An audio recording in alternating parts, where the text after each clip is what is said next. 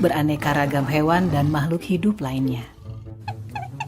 Hutan merupakan rumah bagi mereka.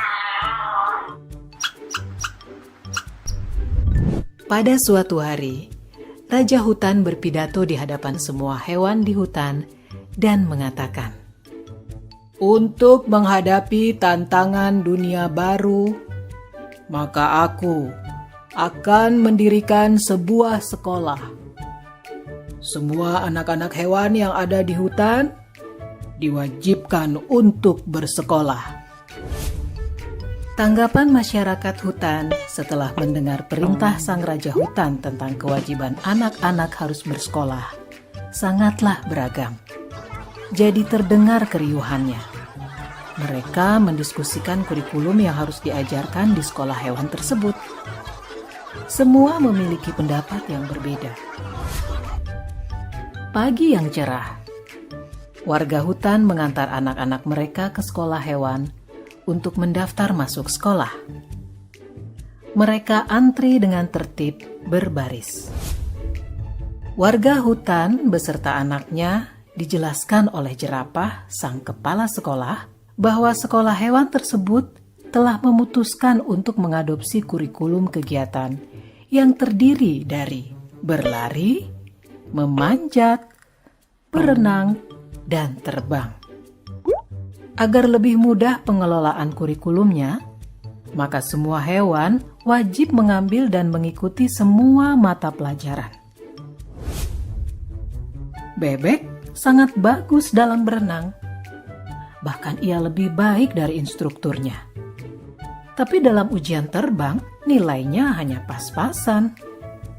Untungnya, ia tetap lulus ujian terbang tersebut. Yang membuat dia sedih adalah hasil ujian berlarinya. Ia mendapatkan nilai yang sangat buruk karena dia sangat lamban dalam berlari. Padahal, bebek sudah berusaha dengan sangat keras. Dia harus tinggal di sekolah setelah sekolah usai untuk latihan berlari ini. Dia bahkan juga terpaksa meninggalkan hobinya berenang untuk menambah jam latihan berlarinya. Dia berlatih sangat keras hingga selaput kakinya robek. Akibatnya, ia pun tidak bisa menunjukkan hasil yang baik bahkan dalam ujian renang karena masalah dengan kakinya tersebut.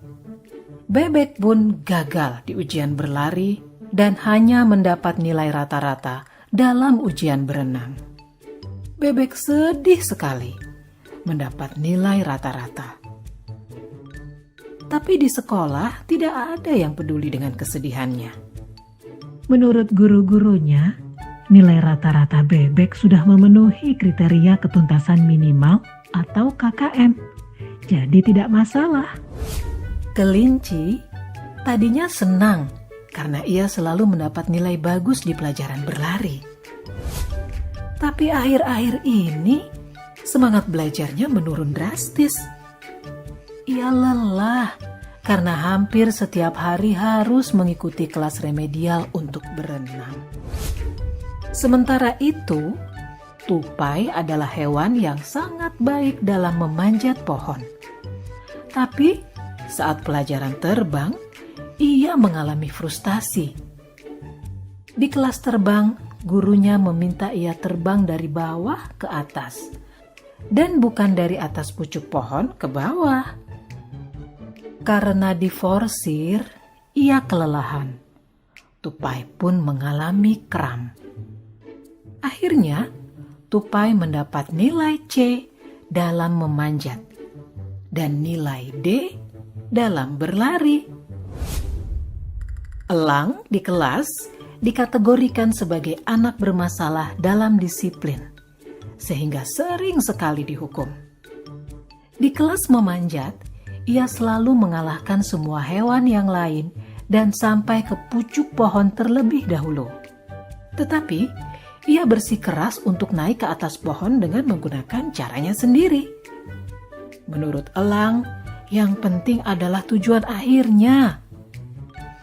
Ia akhirnya juga tidak lulus.